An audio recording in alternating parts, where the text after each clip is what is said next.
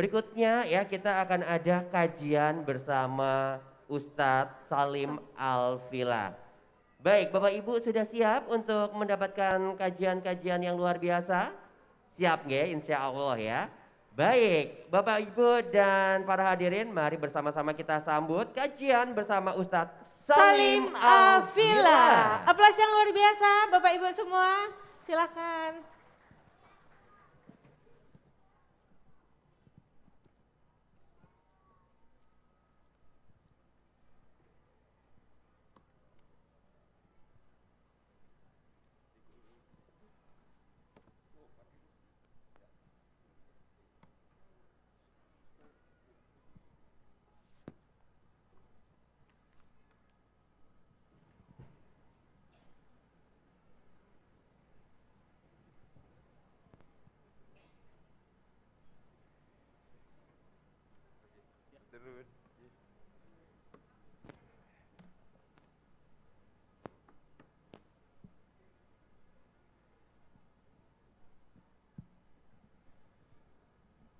Assalamualaikum warahmatullahi wabarakatuh.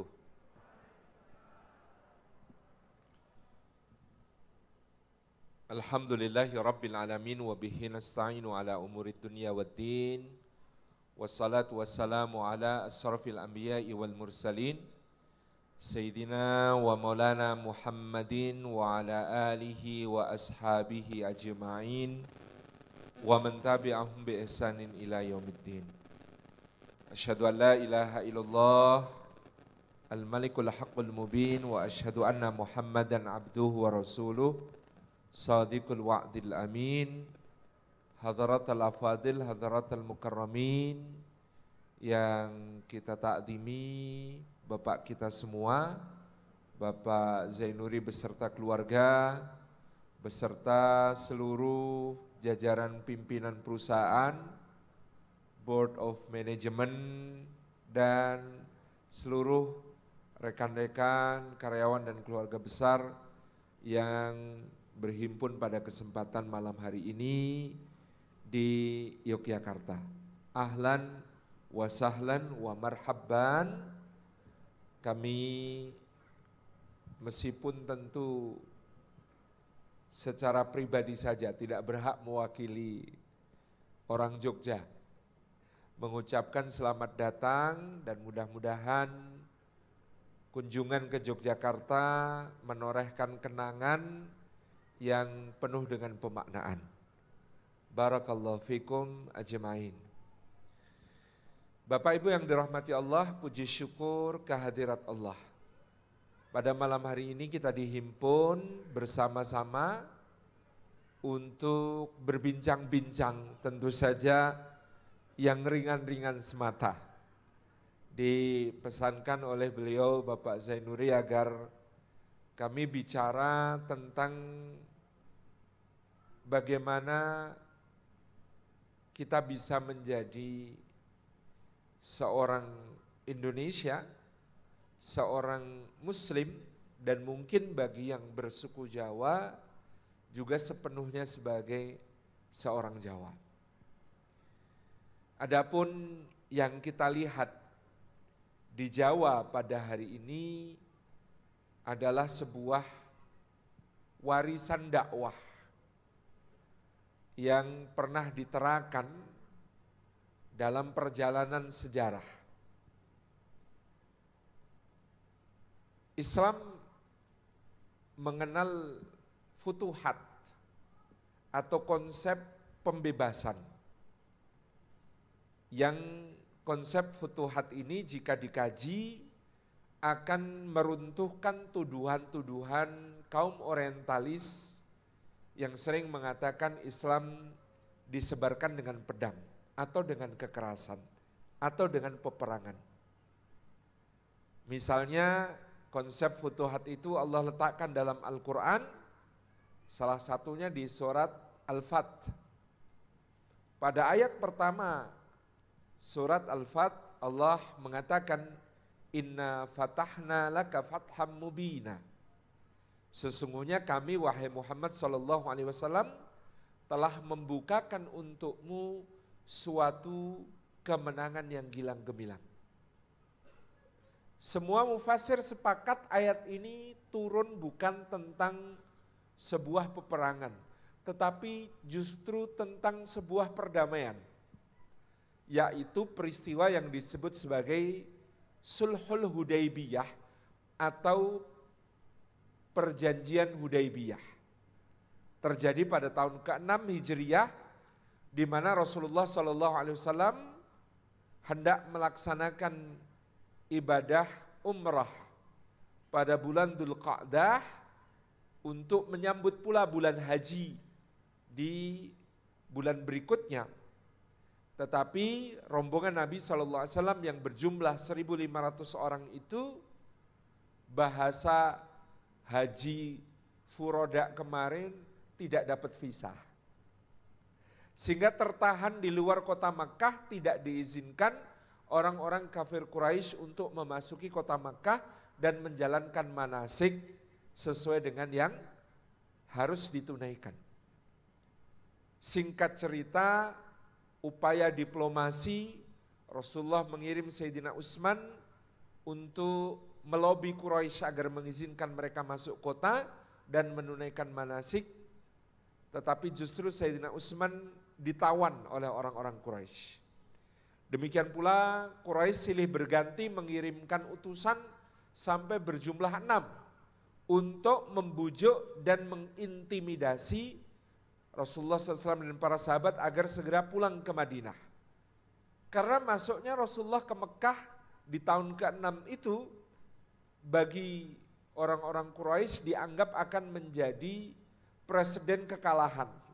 Setelah pada tahun ke-5 Hijriyah, orang-orang Quraisy gagal menghancurkan kota Madinah meskipun sudah mengepung dengan kekuatan yang sangat besar. Terdiri dari 10.000 pasukan Ahzab dan 2.000 orang-orang Yahudi Bani Quraidah yang menyerang dari bagian atas kota Madinah. Kekalahan di Perang Ahzab atau Perang Khandaq tahun ke-5 itu menjadi bayang-bayang kelam kalau sampai Quraisy menerima Rasulullah Muhammad SAW masuk ke dalam kota, tentu ini menandakan betapa lemahnya orang-orang Quraisy pada saat itu. Maka satu demi satu duta Quraisy mundur hingga Quraisy mengirim Suhail bin Amr. Maka dicapailah kesepakatan antara Suhail bin Amr dengan Rasulullah Muhammad SAW. Satu, Nabi dan para sahabat pada tahun itu tidak boleh masuk kota Mekah. Gagal dapat visa, dipersilakan pulang. Tetapi mereka diizinkan untuk melaksanakan ibadah haji atau ibadah umrahnya tahun berikutnya. Tahun ke-7, nunggu setahun. Dengan syarat tidak boleh membawa senjata, kecuali pedang dalam sarungnya yang biasa dipakai para musafir. Kemudian pada waktu itu pula disepakati bahwa ada gencatan senjata selama 10 tahun. Dan yang lebih jelas lagi disepakati kalau ada orang Mekah masuk Islam lalu berhijrah ke Madinah, maka wajib dideportasi balik ke Mekah. Wajib seakan-akan kriminal yang harus diekstradisi balik ke Mekah. Tapi kalau ada orang Madinah yang murtad lalu melarikan diri ke Mekah, maka tidak wajib dikembalikan. Tidak wajib dipulangkan ke Madinah. Sepintas lalu semula para sahabat keberatan dengan poin-poin perjanjian ini karena seolah-olah kaum muslimin berada di pihak yang kalah dan lemah dalam poin-poin perjanjian. Tetapi Allah kemudian menurunkan ayat Inna fatahna laka fatham mubina.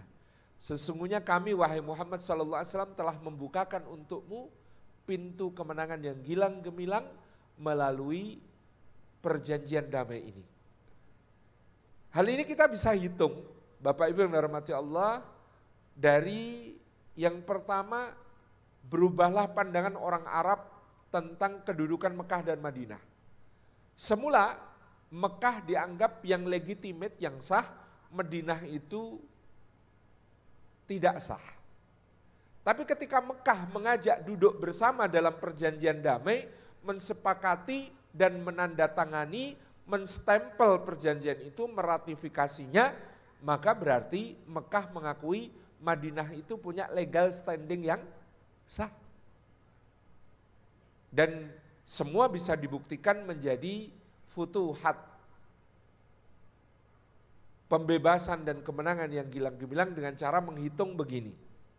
Pada saat perjanjian Hudaybiyah yang menyertai Rasulullah SAW 1.500 orang. 1.500 orang ini adalah buah dakwah Nabi SAW selama 13 tahun di Mekah ditambah 6 tahun di Madinah. Total 19 tahun berdakwah dan pengikut Nabi 1.500. Pada tahun berikutnya, tahun ke-7, yang mengikuti Nabi SAW dalam umratul qadha atau umroh pengganti sesuai perjanjian, itu yang berangkat 3.000 orang. 19 tahun berdakwah 1.500 orang, setahun kemudian berlipat 2 kali menjadi 3.000 orang. Pada tahun ke-9 Hijriah, Nabi SAW, tahun ke-7, tahun ke-8, pada tahun berikutnya, tahun ke-8 Hijriah, Nabi SAW memimpin kaum muslimin untuk membebaskan kota Mekah dan juga lagi-lagi tanpa pertumpahan darah, tetapi karena Mekah dan sekutunya yaitu Bani Bakar melanggar perjanjian Hudaybiyah. Maka yang menyertai Rasulullah SAW dalam pembebasan kota Mekah itu sudah berjumlah 10.000 orang. Tahun ke-8. Tahun ke-9 Nabi SAW memimpin ekspedisi ke Tabuk, lagi-lagi tanpa pertumpahan darah, mengamankan perbatasan utara dari rencana penyerbuan oleh Kekaisaran Romawi. Yang menyertai Rasulullah SAW dalam ekspedisi ke Tabuk yang tanpa pertumpahan darah juga itu 30.000 orang. Pada tahun berikutnya, tahun ke-10, Nabi SAW memimpin Haji Wada. Dan Haji Wada itu yang mengikuti beliau diperkirakan 120.000 orang. Jadi kita bisa menghitung, 19 tahun berdakwah, di tahun ke-6 1.500 orang. Tahun berikutnya berlipat 2 kali menjadi 3.000 orang di tahun ke-7. Tahun berikutnya di tahun ke-8 menjadi 10.000 orang menyertai beliau ke Mekah. Tahun berikutnya, tahun ke-9, 30.000 orang mengikuti beliau ke Tabuk. Tahun berikutnya, tahun ke-10 Hijriah, 120.000 orang mengikuti beliau dalam Haji Wada. Inna fatahna laka fatham mubina. Allah membukakan pintu kemenangan yang gilang gemilang dimulai sejak perjanjian Hudaybiyah di tahun ke-6. Di tahun ke-7 ayatnya, fa'alima ma lam ta'lamu faja'ala min duni dzalika fathan qariba. Maka Allah mengetahui apa yang tidak kalian ketahui dan Dia jadikan di belakang itu semua ada kemenangan yang dekat. Di tahun berikutnya ketika Fathu Makkah, maka ayatnya idza jaa nasrullahi wal fath wa ra'aitan nasa yadkhuluna fi dinillahi afwaja. Apabila datang pertolongan Allah dan kemenangan, maka kamu lihat manusia berbondong-bondong memasuki agama Allah. Ini adalah sebuah gambaran tentang apa yang disebut sebagai futuhat. Di tahun ke-6 dalam bentuk perjanjian damai, di tahun ke-7 berbentuk syiar ibadah namanya umrah, di tahun ke-8 disebut Fathu Makkah, pembebasan kota Mekah yang tanpa pertumpahan darah, bahkan disertai amnesti umum untuk semua orang yang pernah menyakiti, menyiksa, membunuh sahabat-sahabat beliau yakni penduduk Mekah, semua diampuni. Di tahun ke-9 ekspedisi mengamankan perbatasan tanpa pertumpahan darah yang disebut Tabuk. Di tahun ke-10 Haji Wada 120.000 orang. Semuanya adalah pertumbuhan Islam yang luar biasa dengan ruh pembebasan, ruh perdamaian, ruh kasih sayang, rahmatan lil alamin. Dan itu pula yang kita saksikan di Nusantara kita tercinta. Laporan-laporan dalam kronik dinasti Tang di Tiongkok menyebut sejak abad ke-7 di pantai barat dan pantai timur Sumatera sudah banyak orang-orang Tashi. Orang-orang Tashi ini dalam penelitian Kiai Haji Ahmad Baso diidentifikasi sebagai orang-orang muslim yang bermukim secara musiman. Itulah orang-orang Tashi. Kemungkinan mereka adalah para niagawan ataupun para muhibah yang memang datang untuk membawa agama Islam dan mengajarkannya. Di abad itu pula Maharaja Sri Indrawarman dari kerajaan Sriwijaya mengirim surat kepada Muawiyah bin Abi Sufyan dan kepada Umar bin Abdul Aziz. Surat untuk Umar bin Abdul Aziz terabadikan dalam 2 kitab sejarah yang penting. Yang pertama yang ditulis oleh Ibnu Abdi Rabbih Al-Andalusi, judulnya Al-Aqdul Farid. Yang kedua dalam kitab yang berjudul An-Nujumuz Zahirah fi Mulki Misr wal Qahirah yang ditulis oleh Ibnu Taghribardi. Suratnya Maharaja Sri Indrawarman berbunyi kira-kira, dari Maharaja diraja yang keturunan 1000 raja, yang permaisurinya juga keturunan 1000 raja, yang wilayah kekuasaannya terdiri atas 1000 pulau, yang di setiap pulaunya ada 1000 gunung, yang tiap gunungnya mengalirkan 1000 sungai, yang di kandangnya ada 1000 gajah, yang armada perangnya terdiri atas 1000 kapal. Kepada Raja Arab yang tidak menyembah dewa-dewa selain satu Tuhan saja, aku kirimkan untukmu hadiah-hadiah sebagai tanda persahabatan. Waktu itu yang dikirim diantaranya misik jebat, misik dari rusa yang ada di Nusantara kita. Ada gaharu, ada cendana, ada rempah-rempah yang sangat mahal. Sebagai hadiah untuk Umar bin Abdul Aziz.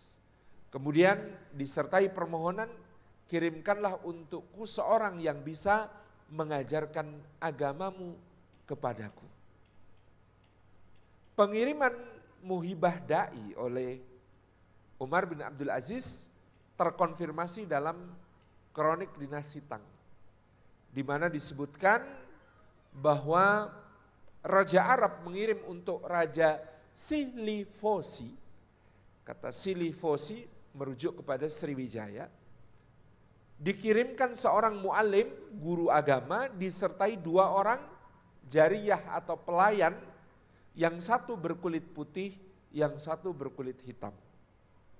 Yang berkulit putih ternyata tetap berada di Sriwijaya ketika Indrawarman dikudeta oleh Sailendra Wangsa, sementara yang berkulit hitam dikirimkan oleh dinasti Sailendra kepada Kaisar dinasti Tang di Tiongkok.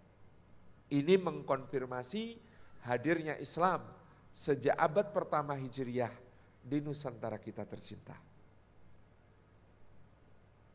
Abad demi abad syiar Islam itu pasang dan surut, dan gelombang demi gelombang datang, termasuk salah satunya yang menonjol gelombang para Sadatu Ba'alawi yang kemudian datang dari Hadramaut ke tanah Nusantara. Disusul kemudian penghidupan jalur rempah-rempah Nusantara kita yang menjadi tulang punggung ekonomi dunia Timur Tengah ketika harus berhadapan dengan pasukan salib dari Eropa dan pasukan Mongol dari stepa-stepa di timur.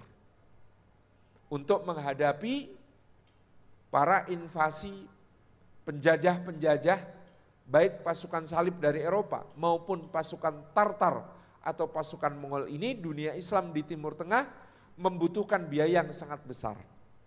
Dari mana biaya itu ditopang? Dari perdagangan rempah-rempah.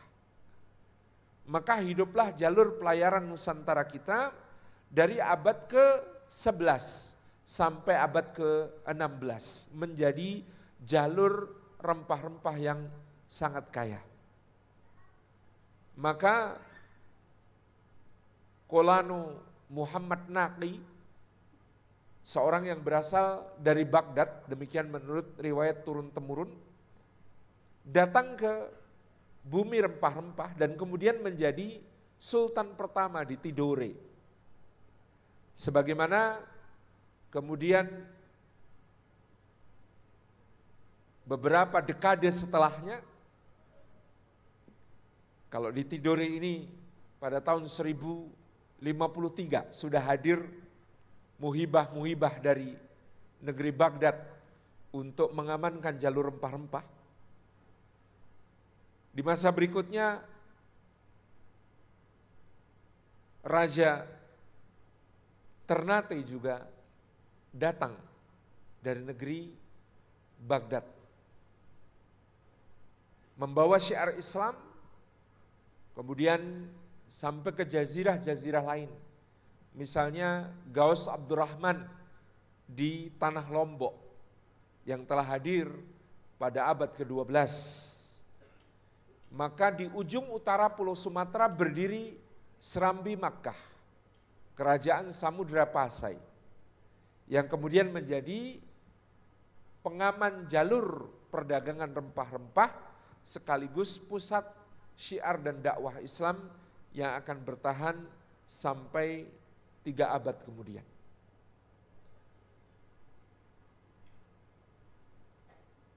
Tumbuh terus kaum muslimin di Nusantara sehingga dakwah pun menyentuh bumi Jawa.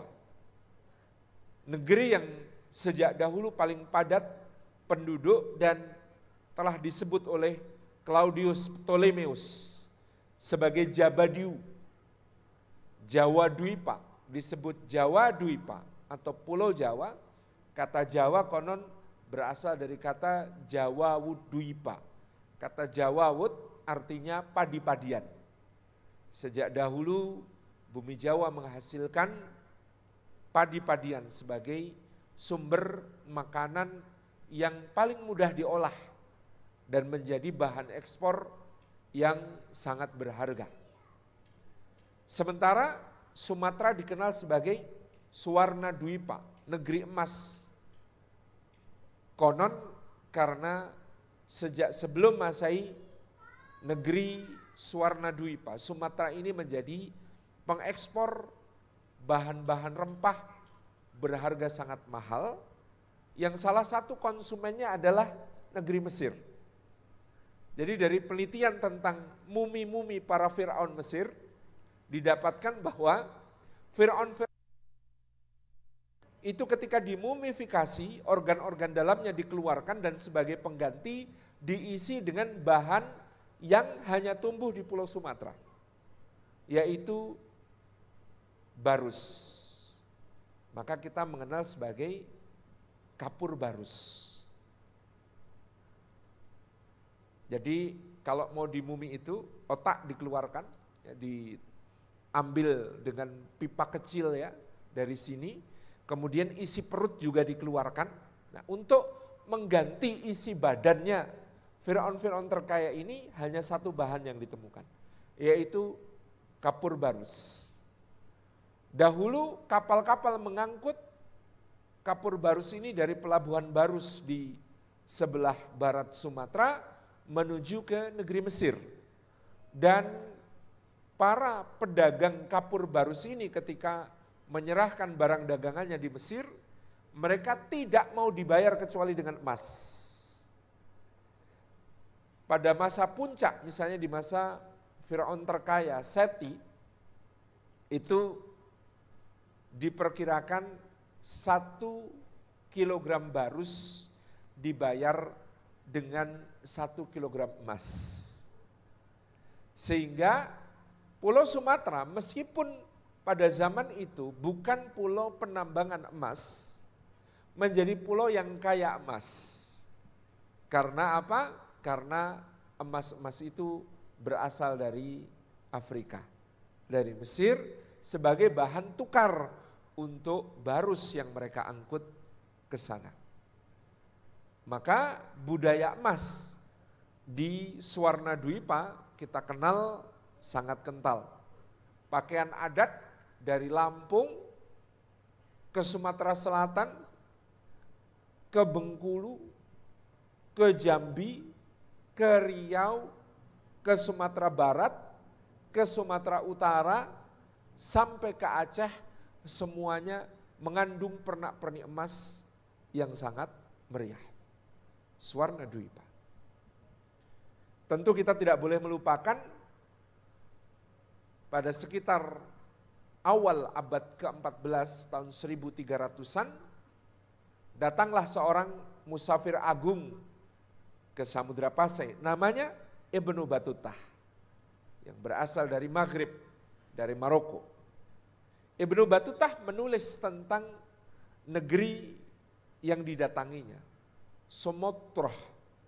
Samudra dia tulis dengan huruf sin, mim, po, ro, tak marbutoh, Somotroh. Dia mengucapkan samudra sebagai Somotroh yang dia tulis dalam huruf Arab, sin, wawu, mim, po, ro, tak marbutoh. Maka dari penyebutan Ibnu Batutah itulah kita kemudian menyebutnya sebagai Pulau Sumatera. Ketika berada di Pasai, Ibnu Batutah melihat betapa luar biasanya jajaran pegunungan yang sangat indah menjadi latar belakang istana kerajaan. Ini mengingatkannya pada negeri kaum muslimin di seberangnya Maroko, namanya Andalusia. Maka dia menyebutlah Pulau Sumatera ini juga sebagai Jazirah Al-Andalus.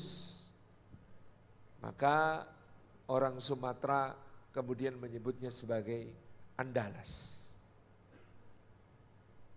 Jazirah-jazirah di timur sudah disinggung. Ada namanya Jaziratul Muluk, kepulauan raja-raja. Karena tadi sudah ada raja-raja muslim di Ternate dan Tidore. Maka disebut sebagai Jaziratul Muluk, jazirahnya raja-raja. Dari kata Jaziratul Muluk itulah kita mengenal Muluk, Maluku. Demikian pula Ardul Jawa, bumi Jawa. Kemudian tertulis di dalam kitab Arihlah karya Ibnu Batutah sebagai tempat yang berpenduduk padat tetapi belum banyak yang mengenal Islam. Seabad kemudian, tulisan Ibnu Batutah ini di Mesir menggelitik seorang pelajar dari Azerbaijan. Pelajar ini bernama Maulana Malik Ibrahim. Dia berasal dari Kasan. Kita masih bisa membaca kata Al-Kasani di nisan Maulana Malik Ibrahim di Gresik. Negeri Kasan ini dulu bagian dari negeri Persia, tetapi pada zaman sekarang berada di Azerbaijan. Kalau Bapak Ibu tidak tahu di mana Azerbaijan, saya juga belum pernah mengunjungi. Tapi kalau melihat peta, Turki tarik ke timur, mendekat ke Laut Hitam, nah di atas, di dekat situ ada negara namanya Azerbaijan. Pada tahun 2017, Kedutaan Besar Azerbaijan di Jakarta menyelenggarakan presentasi sejarah untuk mengokohkan bahwa Maulana Malik Ibrahim berasal dari Azerbaijan. Mereka Azerbaijan merasa berjasa kepada Indonesia karena Maulana Malik Ibrahim berasal dari negeri mereka. Di Mesir dia membaca karya Ibnu Batutah itu. Maka seluruh dirinya tergetar, tidak tahan lagi. Dia bersumpah kepada Allah, saya harus ke negeri yang disebut sebagai Ardul Jawa itu untuk mensyiarkan agama Islam. Dengan menumpang kapal-kapal dagang yang berlayar sesuai tiupan angin muson barat. Harus berhenti kadang beberapa bulan di pelabuhan tertentu.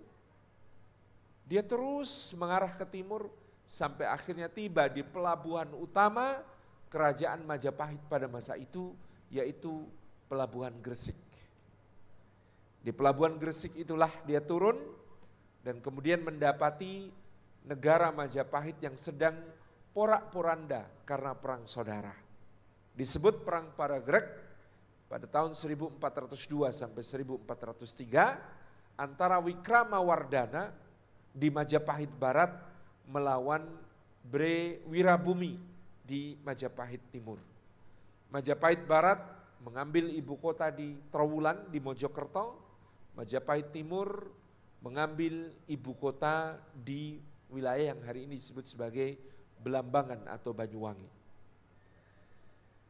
Peperangan saudara ini membuat rakyat ketakutan. Banyak yang melarikan diri ke gunung-gunung sehingga lahan-lahan pertanian, sawah-sawah terbengkalai. Ini membuat Majapahit berada di ambang krisis pangan. Maka Maulana Malik Ibrahim dengan ilmu yang dia peroleh di Mesir, mengamati para petani felahin Sungai Nil, beliau kemudian mengajak masyarakat di sekitar Gresik yang lebih aman, tidak ada dalam medan peperangan yang ngeri di antara Mojokerto dengan Banyuwangi. Gresik termasuk yang relatif damai. Dia membuat bendungan, membuat saluran irigasi, mencetak sawah-sawah. Untuk apa? Untuk menjawab persoalan kelaparan yang mengancam Majapahit pada saat itu. Maka Maulana Malik Ibrahim memimpin masyarakat bertani dengan cara baru yang dengan teknologi yang diperkenalkannya itu bisa memanen padi 2 kali setahun. Dari hasil panennya dibagi-bagikan, disumbangkan kepada rakyat yang kelaparan dan bahkan dikirim ke istana Majapahit. Ini membuat Maulana Malik Ibrahim mendapatkan gelar Wong Agung dari Maharani Suhita, putri Wikramawardhana yang berhasil menyatukan kembali Majapahit. Maulana Malik Ibrahim di nasannya ditulis Fakhrul Muluk, kebanggaan raja-raja. Karena jasa besar yang telah ditorehkannya untuk memberikan sumbangsih nyata menjawab persoalan kerajaan Majapahit pada zamannya. Bahkan dalam salah satu riwayat kemudian disebutkan bagaimana Maulana Malik Ibrahim pandai memanfaatkan momentum. Ketika ada muhibah Laksamana Cheng-ho yang membawa armada muhibah dinasti Ming dengan 300 kapalnya berlabuh di pelabuhan Tuban. Dan konon kapal induknya Cheng-ho yang disebut sebagai armada harta karun. Kapal induknya Cheng-ho itu ukurannya 48 kali lipat kapal terbesarnya Christopher Columbus ketika menuju benua baru, yaitu Santa Maria. Jadi Santa Maria itu kalau kayak Lego satu bagian, ya. Nah 48 buah Santa Maria itu disusun-susun baru menjadi satu kapalnya Laksamana Cheng-ho. Saking besarnya. Sekretaris Cheng-ho adalah seorang muslim taat dan alim bernama Ma Huan. Pada masa itu bermarga Ma biasanya kependekan dari Muhammad. Jadi nama sekretaris Cheng-ho ini Muhammad Huan, Ma Huan. Kepada Ma Huan, Maulana Malik Ibrahim menyampaikan, tolonglah saya di dalam upaya dakwah. Apa yang harus saya bantu? Pasukan Tuan berasal dari negeri Yunan di Cina Selatan yang akrab dengan persawahan. Kerahkanlah mereka untuk membantu saya mencetak sawah-sawah baru di dataran utara Majapahit ini supaya krisis pangan di Majapahit lekas selesai. Maka betul berhasillah dicetak sawah-sawah baru dengan saluran irigasinya lengkap sehingga Maulana Malik Ibrahim semakin dihormati di kerajaan Majapahit. rakyat berduyun-duyun mengaturkan sembah dan bakti kepada Maulana Malik Ibrahim yang dari keteladanan pribadinya menuntun mereka untuk akhirnya perlahan-lahan berbondong-bondong masuk agama Islam. Dakwah dijalankan dengan hikmah, dijalankan dengan menjawab persoalan keumatan dan persoalan kenegaraan pada saat itu. Maulana Ahmad Rahmatullah bin Ibrahim Asmara atau orang Jawa menyebutnya bin Maulana Ibrahim As-Samarqandi datang dari negeri Campa ke Jawa sebagai keponakan Ratu Majapahit pada saat itu. Maka dia memohon agar diberikan satu tanah bebas pajak untuk membuat sekolah tata negara. Jadi Maulana Ahmad Rahmatullah ini bukan bikin pesantren yang mengajarkan agama Islam langsung, tidak. Tetapi memulai dengan membuat sekolah tata negara. Sekolah tata negara ini akhirnya menjadi tempat belajarnya para pangeran, putra raja, keponakan-keponakan raja, putra-putra para adipati, putra para tumenggung, putra para nayaka dan pejabat kerajaan. Maka Maulana Ahmad Rahmatullah dengan sekolah tata negaranya di Ampel Denta berhasil berdakwah kepada kalangan para bangsawan Majapahit. Kalau Maulana Malik Ibrahim mendekati rakyat dengan sumbangsih luar biasa, menyelesaikan persoalan krisis pangan. Maulana Ahmad Rahmatullah dengan sekolahnya di Ampel Denta berhasil menyasar dakwah kepada para bangsawan. Demikian pula Maulana Ishak, saudara dari Maulana Ahmad Rahmatullah, pergi ke negeri Belambangan di ujung timur Jawa yang saat itu sedang terserang wabah.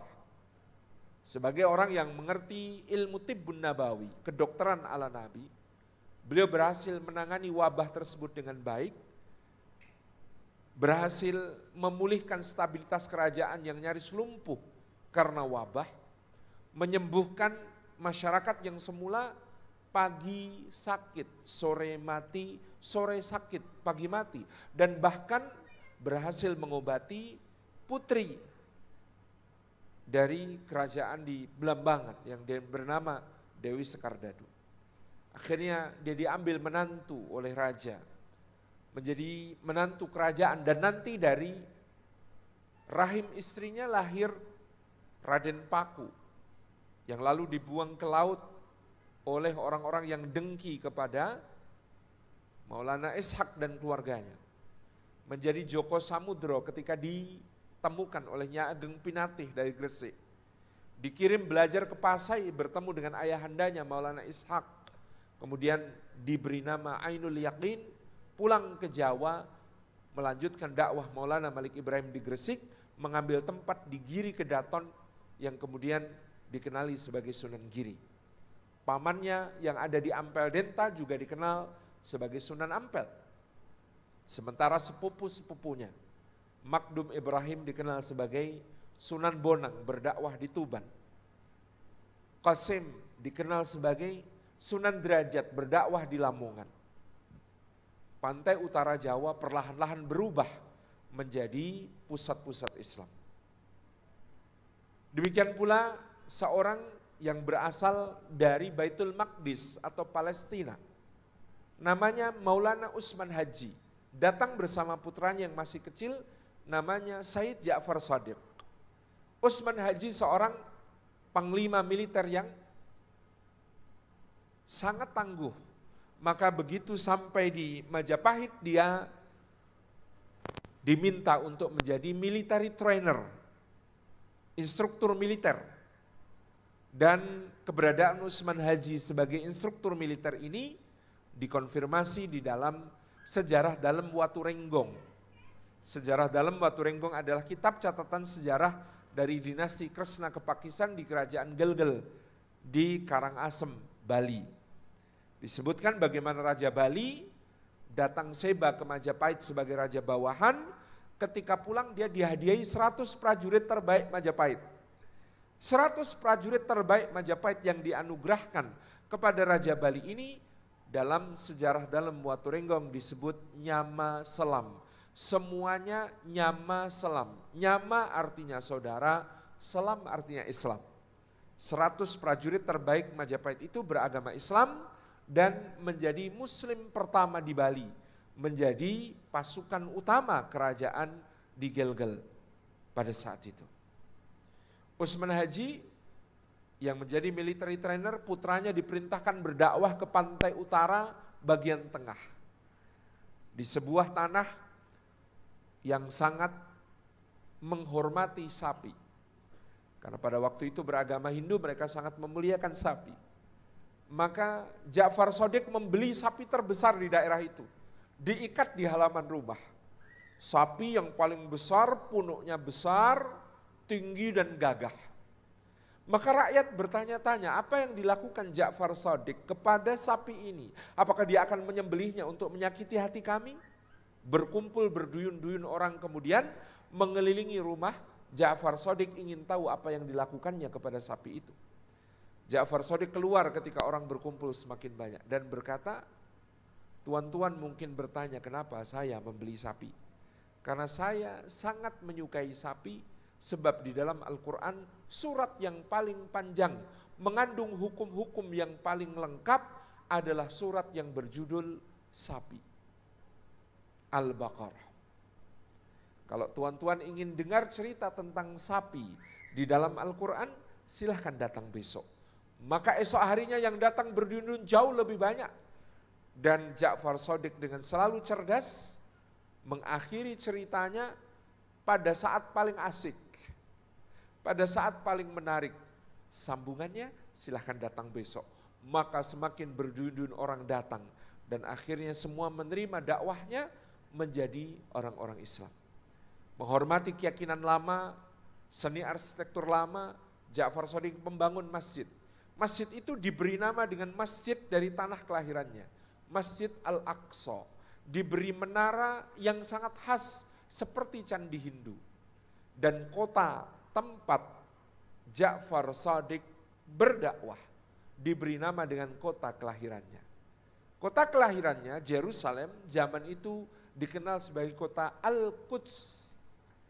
Maka lidah Jawa kesulitan mengucapkan Al-Quds, jadilah kota itu diberi nama Kudus di pantai utara Jawa. Generasi ulama-ulama berikutnya ini secara luar biasa membawa syiar dakwah yang dahsyat. Sunan Giri yang tadi kita sebut menjadi guru para ulama, guru para raja, guru para pangeran dari Nusantara. Saking dahsyatnya pengajaran Sunan Giri, maka seorang sultan Ternate namanya Zainal Abidin Shah rela cuti 4 tahun dari jabatannya sebagai raja. Kalau pegawai cuti biasa, ini raja cuti. Raja cuti dari jabatannya selama 4 tahun berlayar ke Jawa untuk berguru kepada Sunan Giri. Itu nih Jallo, Raja Goa, dia ajak untuk berguru pula. Demikian pula pangeran dari Palembang, putra Arya Damar yang bernama Raden Hasan dan Raden Husain juga berguru kepadanya. Demikian pula pangeran dari Jambi, demikian pula pangeran dari Pasai, demikian pula pangeran dari Banjar, demikian pula pangeran dari Kutai, demikian pula murid-muridnya menyebar ke berbagai penjuru Kalimantan dan Sulawesi untuk menyebarkan syiar-syiar Islam. Sehingga Tome Pires, seorang pengelana dari Portugis, menyebut Sunan Giri sebagai pausnya Jawa, pausnya Nusantara. Kalau paus di Vatikan, di Roma pada saat itu, ya raja-raja Eropa tidak merasa nyaman, tidak merasa abesah menjadi raja sebelum disahkan oleh Sri Paus. Maka di Jawa, di Nusantara, demikian pula pada saat itu raja-raja tidak merasa absah kalau belum dilantik oleh Sunan Giri. Dan disebut Jawa pada saat itu, Bapak Ibu, bukanlah pulau Jawa, tetapi kepulauan ini semuanya namanya Biladul Jawa, negeri-negeri Jawa. Karena itu membentang dari Patani di Thailand sampai Jazirah Maluku, bahkan sampai Mindanao, Semenanjung Malaya, dan juga tanah-tanah Sabah dan Sarawak.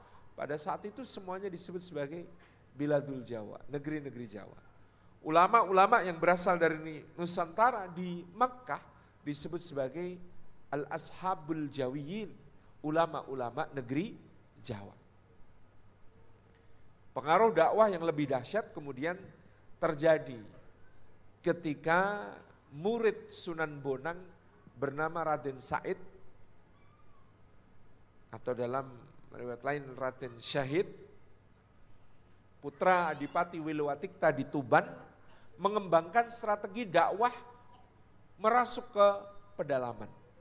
Pada saat itu wilayah pantai, wilayah pesisir sudah diislamkan oleh para wali. Tetapi wilayah pedalaman menanti sentuhan yang lain. Tapi sebelum ke sana, orang yang kelak kemudian dikenal sebagai Sunan Kalijaga ini berguru terlebih dahulu kepada seorang ulama yang berkedudukan di Gunung Jati. Dan menarik orang ini, ulama di Gunung Jati ini, dia berdarah campuran. Karena dari sisi ibu dia adalah putra Nimas Rara Santang. Yang Nimas Rara Santang ini putri dari kerajaan Pajajaran, yang bersama kakaknya Pangeran Cakrabuana naik haji ke Makkah, lalu bertemu dengan Syarif Abdullah Al-Masri, penguasa negeri Mesir. Lalu dibawalah sang istri ini ke Mesir, Nimas Rara Santang, dengan perjanjian kepada kakaknya yaitu Pangeran Cakrabuana, kalau lahir laki-laki maka nanti saat dia dewasa dan telah cukup menimba agama, hendaklah dikirim ke Jawa untuk berdakwah. Maka lahirlah Syarif Hidayatullah di Mesir. 20 tahun dia mengenyam pendidikan di Mesir. Pergi ke Makkah 10 tahun mengenyam ilmu di tanah suci Makkah dan Madinah, kemudian berlayar ke Jawa. Syarif Hidayatullah menjadi murid langsung dari Syekhul Islam Zakaria Al-Ansari yang merupakan murid dari Imam Ibnu Hajar Al-Asqalani, penulis kitab Fathul Bari, syarah Sahih Bukhari yang ternama. Maka sanad ilmunya bersambung kepada ulama-ulama utama mazhab Syafi'i di Makkah maupun di Mesir. Datang ke Jawa bertemu dengan uwaknya Pangeran Cakrabuana di Cirebon, dia diberi kedudukan di Gunung Jati. Menjadilah orang mengenalnya sebagai Sunan di Gunung Jati. Mengetahui ilmu dari Sunan Gunung Jati, Sunan Kalijaga Muda kemudian meminta izin untuk mengaji ilmu-ilmu utama dari Sunan Gunung Jati. Tetapi ternyata Gunung Jati tidak bersedia mengajar selama Sunan Ampel masih hidup. Ketika Sunan Ampel wafat, barulah Sunan Kalijaga kemudian menuju ke Cirebon dan bertalaki atau berguru langsung, membaca kitab-kitab utama dari bidang akidah, dari bidang usul fikih, dari bidang hadis, sampai bidang fikih kepada Sunan Gunung Jati. Tempat ngajinya Sunan Kalijaga di Cirebon, sampai sekarang desanya masih bernama Desa Kalijaga. Itulah tempat beliau menimba ilmu. Meskipun nama Kalijaga itu ada yang mengatakan Qadhi Zaka atau seorang hakim yang sangat cerdas. Sunan Kalijaga merumuskan dakwah dengan pendekatan budaya yang akan menjadi mazhab dakwah di pedalaman. Karena orang pedalaman berbeda dengan orang-orang pesisir yang lebih mudah untuk menerima pemahaman baru, mereka lebih kolot dan lebih susah untuk menerima hal-hal yang baru. Maka apa yang sudah hidup di pedalaman digunakan sebagai sarana dakwah. Pada masa itu Cerita atau wiracarita, epos Mahabharata dan Ramayana telah dikenal di Jawa. Bahkan sejak masa kerajaan Mataram kuno. Dengan terukir di relief candi. Seperti Ramayana yang terukir di Prambanan. Demikian pula telah ditulis digubah oleh para pujangga seperti kitab-kitab yang berjudul Kakawin Baratayuda, Kakawin Gatot Kacasraya, Kakawin Arjuna Wiwaha, Kakawin Arjuna Wijaya, Kakawin Kresnayana dan lain sebagainya. Cerita-cerita Mahabharata dan Ramayana itu begitu akrab bagi penduduk di negeri Jawa sampai mereka mengidentifikasi peristiwa dalam wiracarita itu sebagai bagian dari sejarah di Pulau Jawa dan Madura. Maka wayang itu sampai sekarang kalau pentas di Madura, lalu Prabu Baladewa, Raja Mandura kalah, orang Madura bisa ngamuk-ngamuk. Dalangnya bisa digebukin. Raja Mandura, Baladewa harus selalu menang. Itu misalnya, betapa mereka kemudian sangat menghayati cerita itu sebagai bagian dari hidup mereka. Kalau mengumpamakan, itu umpamanya dengan umpama dalam wayang. Jadi sudah mendarah daging cerita-cerita wayang ini dalam kehidupan masyarakat Jawa. Maka Sang Sunan Kalijaga menyampaikan kepada sidang para wali. Yang pada saat itu sidang para wali di Masjid Demak itu dilakukan selalu malam Jumat Kliwon. Sekarang produk kolonial kita ditakut-takuti kalau malam Jumat Kliwon itu ngeri. Dahulu malam Jumat Kliwon adalah malam berhimpunnya para wali yang datang dari berbagai penjuru Jawa berhimpun di Masjid Demak. Ketika mereka berhimpun mereka membahas bagaimana fikih dakwahnya. Sunan Kalijaga ditanya oleh para wali lain, bagaimana mungkin Kanjeng Sunan Kalijaga akan menggunakan cerita yang berasal dari agama Hindu untuk mendakwahi mereka menuju agama Islam. Kenapa tidak? Kata Sunan Kalijaga, bukankah Nabi Ibrahim di dalam Al-Quran diceritakan berdakwah dengan meminjam pemahaman penyembah bintang, penyembah bulan, penyembah matahari untuk menjelaskan kepada mereka bahwa bintang, bulan dan matahari adalah ciptaan Allah yang Maha Esa. Kenapa saya tidak bisa menggunakan wayang untuk menunjukkan kepada orang Jawa ada pencipta yang lebih tinggi yang layak disembah sebagai satu-satunya sesembahan daripada dewa-dewa di dalam wayang itu? Kenapa tidak? Lalu persoalan berikutnya, secara fikih wayang pada zaman itu berbentuk gambar natural, benar-benar seperti manusia. Digambar di atas kulit kambing atau sapi atau kerbau, digambarnya per adegan. Per adegan itu artinya kalau menceritakan harus megang gambar adegan lalu digeser-geser ke adegan berikutnya. Gambarnya terbatas, gambarnya statis, dan yang nonton terbatas, maksimal 20 orang. Sehingga wayang sebagai tontonan pada saat itu adalah tontonan kaum bangsawan elit dan mahal. Sunan Giri mempertanyakan bagaimana Kanjeng Sunan akan mengubah gambar wayang yang seperti manusia yang melanggar hadis Nabi tentang larangan menggambar makhluk bernyawa. Sunan Kalijaga mengatakan, baik kalau begitu saya akan menggambar wataknya, bukan menggambar wujudnya. Maka watak itu digambar, mata yang terjaga, matanya sipit. Mata yang tidak terjaga, matanya besar. Maka semua tokoh baik, para ksatria, matanya sipit. Tetapi para raksasa, matanya melulu. Demikian pula mulut. Mulut yang terjaga akan tipis saja gambarnya. Tapi mulut yang trocoh, yang bocor, yang jelek, akan besar. Perut juga demikian. Para kesatria seperti Arjuna, Krishna, maka perutnya kecil karena hidupnya prihatin. Banyak puasa. Sementara raksasa akan berperut besar. Itu semua gambar karakter, bukan gambar wujud. Kalau gambar wujud, boleh jadi, bisa jadi Rahwana itu lebih seksi daripada Sri Rama. Tetapi gambar karakter, inilah yang kemudian disasar. Dan kata Sunan Kalijaga, saya akan gambar per karakter, bukan per adegan. Ini membuat nanti tayangannya menjadi tidak terbatas karena bisa dimainkan untuk cerita apapun.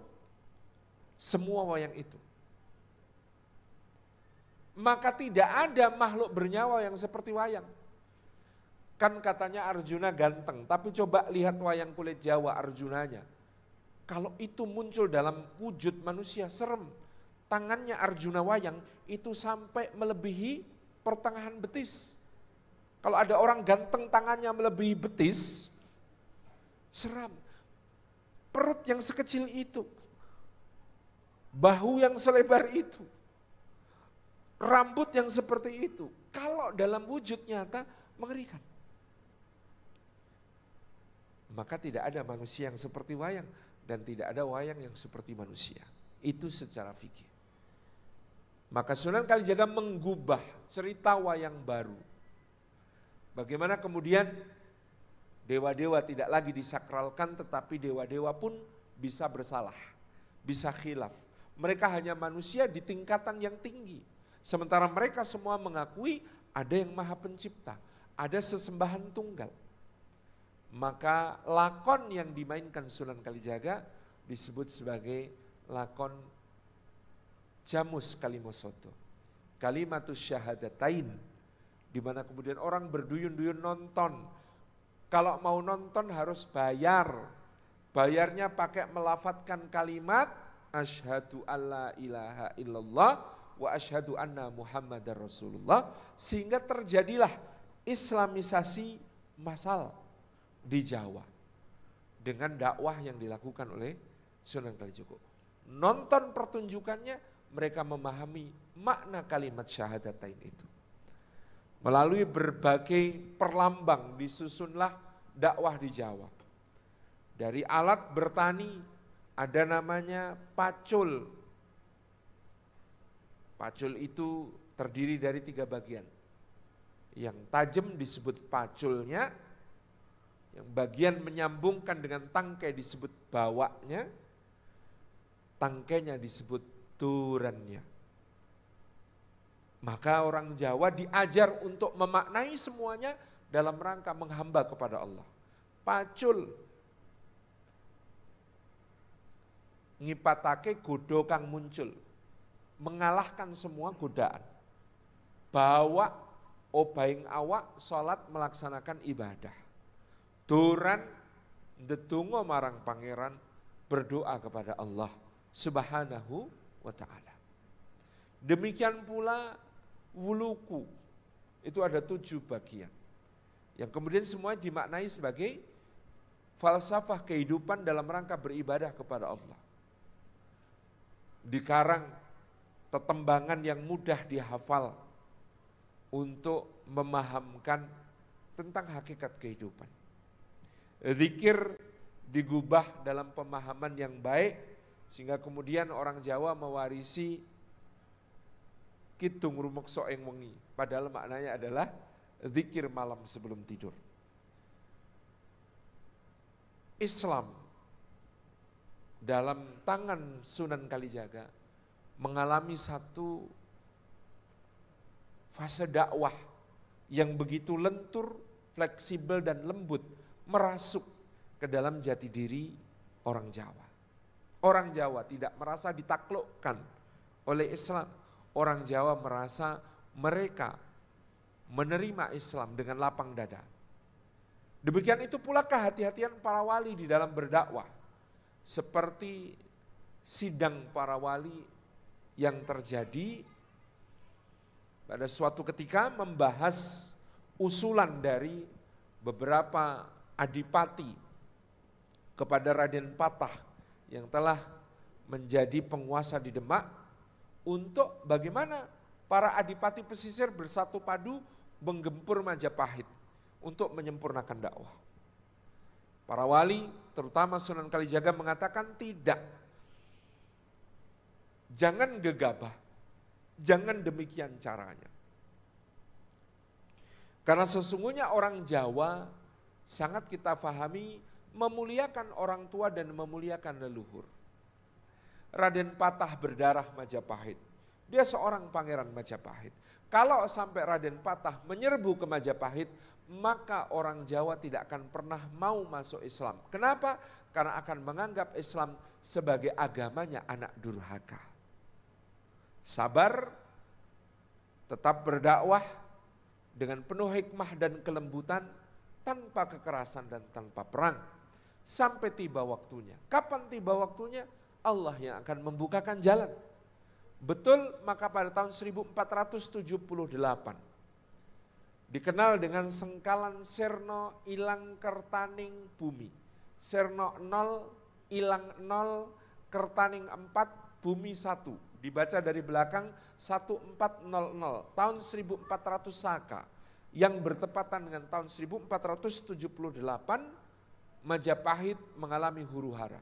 Bukan Islam yang menyerbu, bukan Demak yang menyerang, tetapi kudeta internal di mana kemudian pada saat itu Dyah Suraprabawa dikalahkan oleh Girindrawardana Dyah Ranawijaya dari Keling yang memberontak.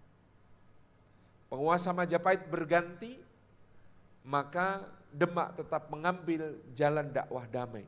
Sampai ketika Girindrawardana Dyah Ranawijaya lagi-lagi dikudeta oleh patihnya yang bernama Udara dan menabatkan dirinya menjadi Raja Majapahit sebagai Prabu Udara.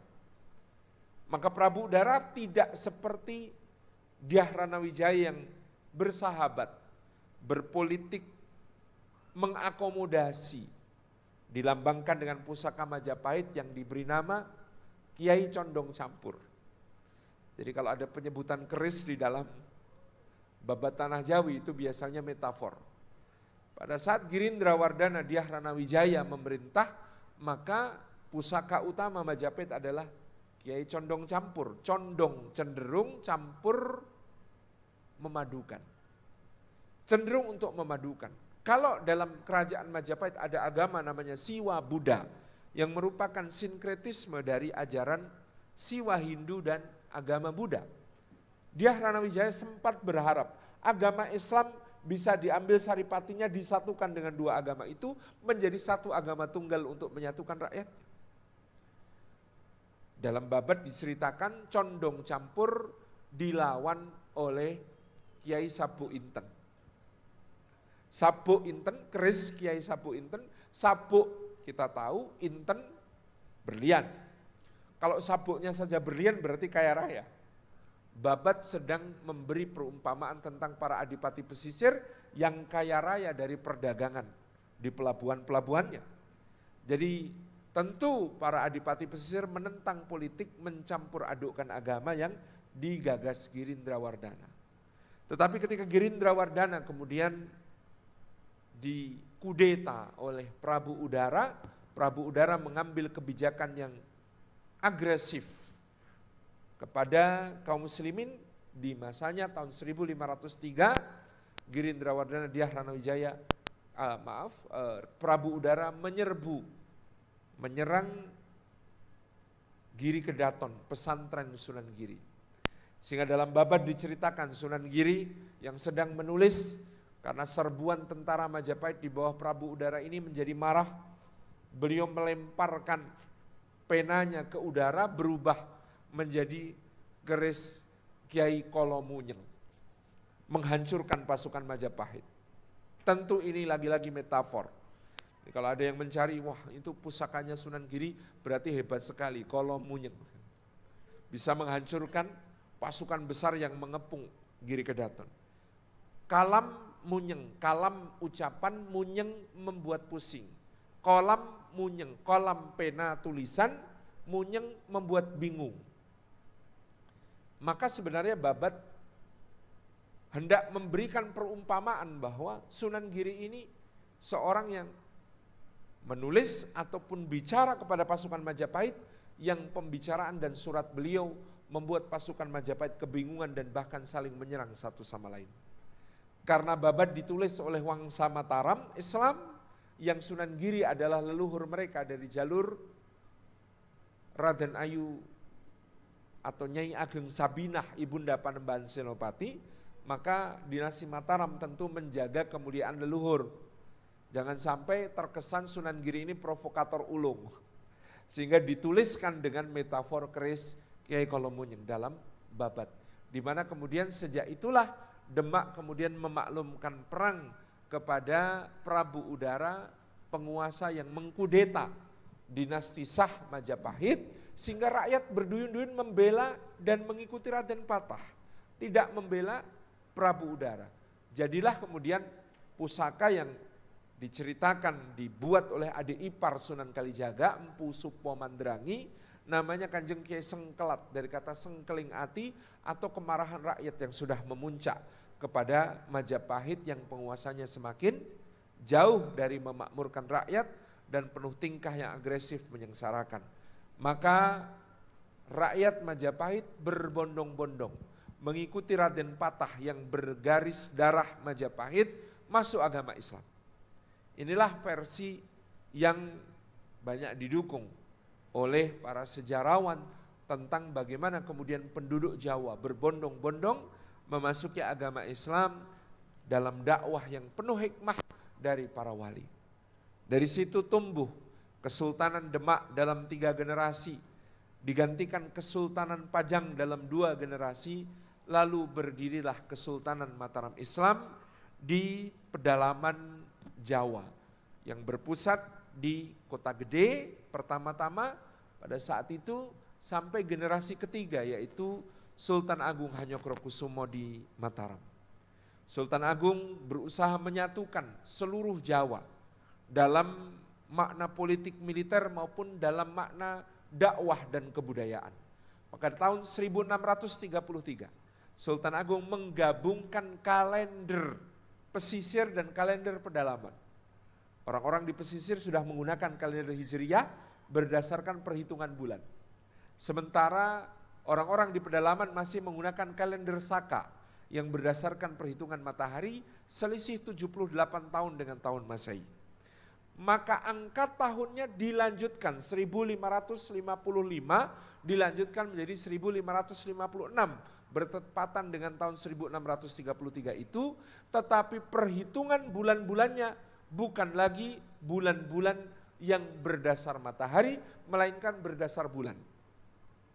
Muharram menjadi Suro, Safar menjadi Sapar, Rabiul Awal menjadi Mulut, Rabiul Akhir menjadi Ba'do Mulut, Jumadil Awal, Jumadil Akhir sama, Rejab, Ruwah, Sya'ban menjadi Ruwah, Ramadan menjadi Poso, Syawal sama, Syawal, Dzulqa'dah menjadi Selo, kemudian yang terakhir Dzulhijjah menjadi besar. Kalender Islam Sultan Agung ini oleh Profesor Thomas Jamaluddin dari Lapan direkomendasikan untuk menjadi kalender persatuan umat Islam di Indonesia. Kenapa? Mengambil data tahun 1950 sampai tahun 2000, beliau menunjukkan akurasi kalender Sultan Agung terhadap Ru'yatul Hilal untuk Ramadan, Idul Fitri dan Idul Adha itu jauh lebih tinggi daripada kalender-kalender hisab yang ada pada masa sekarang, baik dari berbagai aspek ya, dari berbagai organisasi masa Islam. Jadi kalender Sultan Agung yang dibuat tahun 1633 itu akurasinya sangat tinggi kepada Ru'yatul Hilal yang menjadi penentuan masuknya awal Ramadan, Idul Fitri maupun Idul Adha. Ini keistimewaan kalender Sultan Agung. Demikian pula Sultan Agung membangun syiar dakwah dalam berbagai pralambang. Dari seni boga, makanan, yang ingkung adalah eling manekung, ingat untuk selalu beribadah kepada Allah sekaligus eling nyekungkung, ingat mati. yang dilengkapi dengan sego wudu, nasinya itu berwudu, bersuci, putih nasi bergabung dengan putih santan, yang kemudian dilengkapi dengan sambal gepleng atau sregep geleng-geleng. La ilaha illallah, berzikir senantiasa. Demikian pula dalam seni busana disebut baju takwa. Dari kerisnya yang bahasa Jawanya duhung atau curigo, artinya waspada dan hati-hati. Itulah makna takwa. Dari bebetnya yang kemudian membebat syahwat di perut dan di bawah perut. Seperti makna takwa, wa amma man khafa maqama rabbih wa nahan nafsa 'anil hawa fa innal jannata hiyal ma'wa. Yang kemudian memakai baju yang disebut surjan, sirajan, menjadi pelita cahaya bagi yang di sekitarnya. Yang kemudian memakai ikat destar, yang kemudian di masa Hamengkubuwono VIII menjadi blangkon, yang lipatannya yang soheh harus 17. Jadi 17 lipatan di blangkon itu menunjukkan 17 rakaat sholat. Jadi kalau pakai blangkon kok tidak sholat, ini paradoks. Karena blangkon sendiri mengingatkan untuk sholat. Syiar di dalam tata bangunan yang sangat detail, seperti yang masih tercermin di Keraton Yogyakarta sampai hari ini, dalam berbagai pralambang, dari ujung selatan di Panggung Krapyak sampai ujung utara di Tugu, dari rahim sampai alif mutakallim wahid la ilaha illallah, ketika seseorang menghadap kepada Allah Subhanahu wa ta'ala. Inilah yang kemudian menjadi satu gambaran yang disebutkan Hamengkubuwono ke-9, Jawa adalah Islam. Yakni bagaimana kemudian nilai-nilai Islam telah termanifestasikan di dalam segala aspek, dari makanan, pakaian, bangunan, bahkan berbagai tata kota yang ada di Jawa pada hari ini. Karya-karya sastra Pujangga Mataram diarahkan melakukan deindianisasi dan otomanisasi. Ini seperti kesimpulan penelitian Dr. Susianto. Bagaimana para Pujangga Mataram memindahkan kiblat peradaban dari India kepada Ngerum atau Turki Utsmani.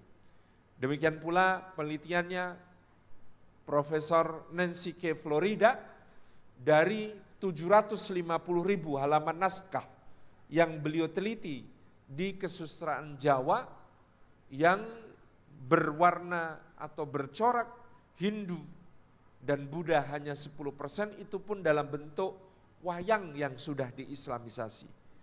Maka Jawa adalah Islam sampai era Pangeran Diponegoro mengobarkan perang melawan kompeni, melawan Belanda, melawan kolonial Belanda pada saat itu, sehingga Belanda mengalami trauma besar. Perang Diponegoro yang berhasil memadukan kekuatan santri, ulama, kiai dengan kekuatan para bangsawan dan rakyat jelata bersatu di bawah Panji. Perang sabil angluhuraken agama Islam ing tanah Jawi, amangun luhuripun agama Islam ing tanah Jawi itu mengguncang tata kolonial. Menghabiskan 20 juta gulden biaya perang, membunuh 15.000 serdadu Belanda, membuat Belgia merdeka, membuat Belanda bangkrut, sehingga Belanda mencegah jangan sampai ada lagi ya perang seperti perang Diponegoro dengan cara memisahkan identitas Jawa dengan identitas Islam. Institut di Javanistal di Surakarta segera dibentuk setelah perang Jawa dengan misi untuk membuat orang Jawa merasa kalau kamu Jawa, kamu tidak bisa menjadi Islam sepenuhnya. Kalau kamu Islam, maka kamu sudah bukan Jawa. Propaganda ini dimulai tahun 1831, mencapai puncaknya pada tahun 1880 dan 1890 dengan terbitnya Serat Darmo Gandul, Suluk Gatholoco, Serat Babat Kediri, yang semuanya mengolok-olok para wali, mengolok orang yang berislam secara kafah, dan senantiasa diselimuti propaganda. Kalau kamu Jawa, kamu nggak bisa jadi Islam sepenuhnya. Kalau kamu Islam, maka kamu sudah bukan Jawa lagi. Kalau mau menjadi Jawa, maka kamu harus sinkretis. Islammu harus berbau animisme, dinamisme. Islammu harus berbau Hindu. Islammu harus berbau Buddha. Dan ini yang melemahkan perjuangan umat Islam dari waktu ke waktu adalah framing kolonial yang semacam ini, di mana umat lalu tidak lagi bisa bersatu seperti yang pernah terjadi pada kepemimpinan Pangeran Diponegoro. Beberapa menit yang lalu saya sudah diperingatkan bahwa waktunya habis. Saya kembalikan kepada pembawa acara. Matur nuwun. Wassalamualaikum warahmatullahi wabarakatuh. Waalaikumsalam warahmatullahi wabarakatuh.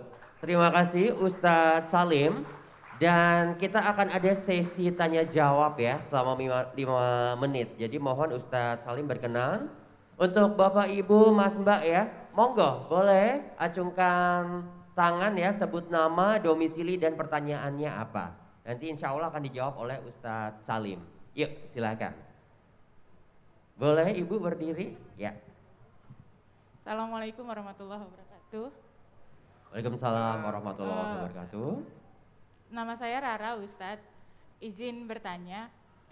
Kemarin kita kan berkunjung ke Benteng Mataram tuh Ustadz. Yang di mana?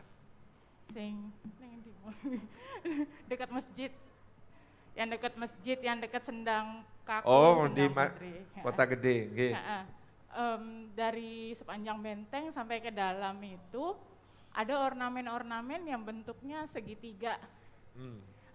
Tiga dia lancip seperti ini.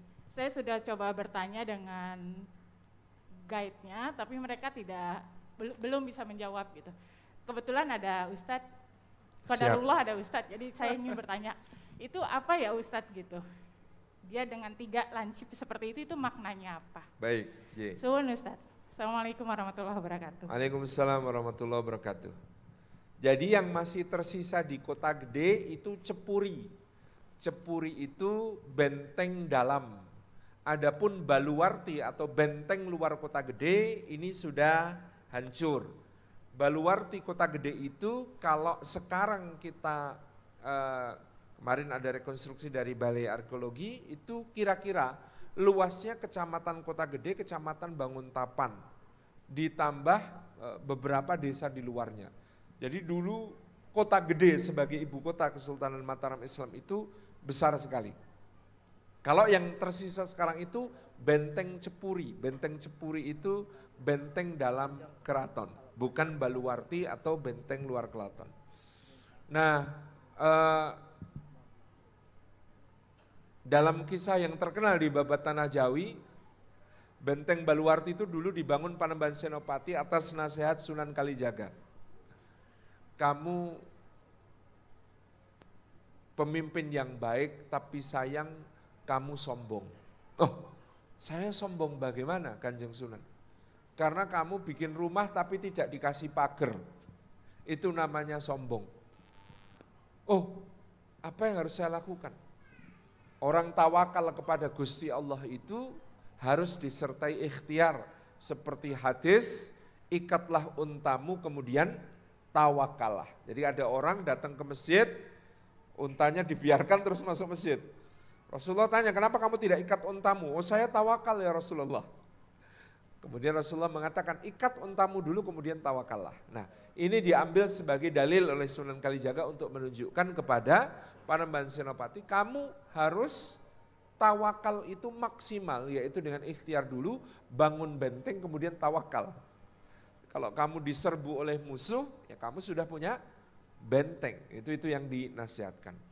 Nah, ornamen-ornamen yang ada di Cepuri ini memang ada beberapa pemaknaan, termasuk bagaimana kemudian saya masih menebak-nebak yang dimaksud segitiganya yang sebelah mana.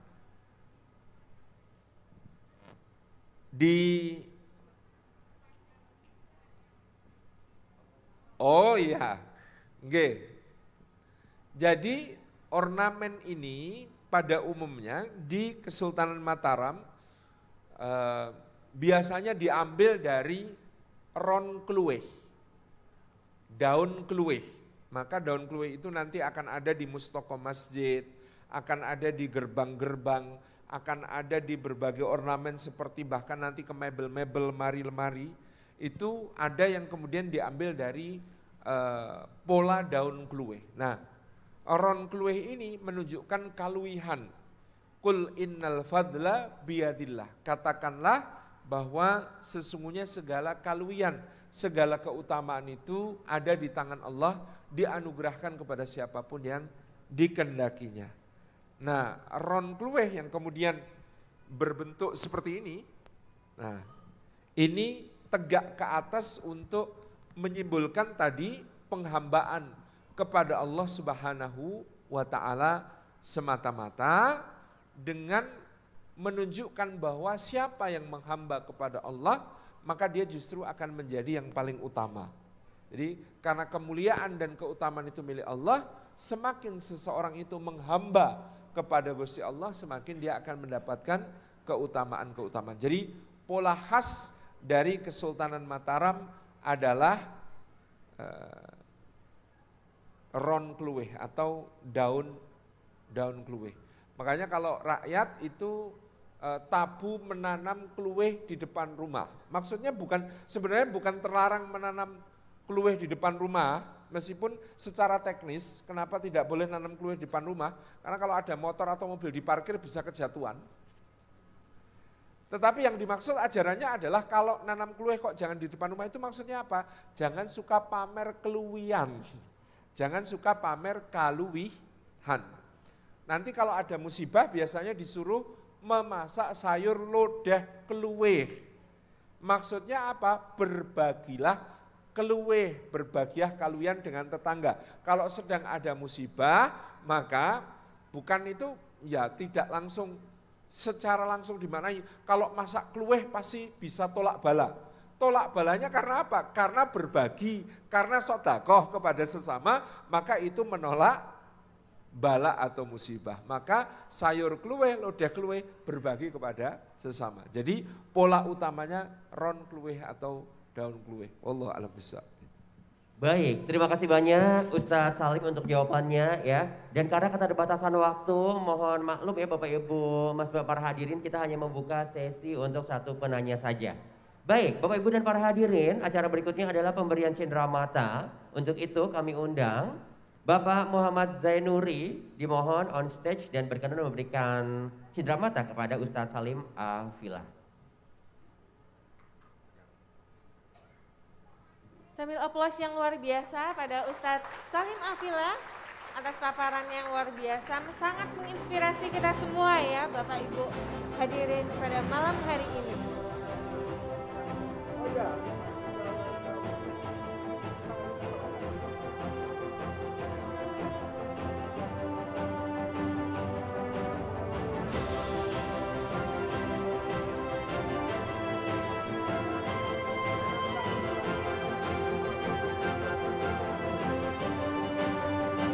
Terima kasih sekali lagi Ustadz Salim.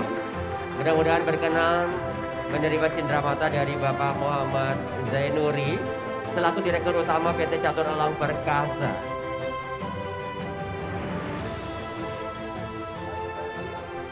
Baik, terima kasih Bapak Muhammad Zainuri dan terima kasih untuk Bapak Ustadz Salim Al-Filah.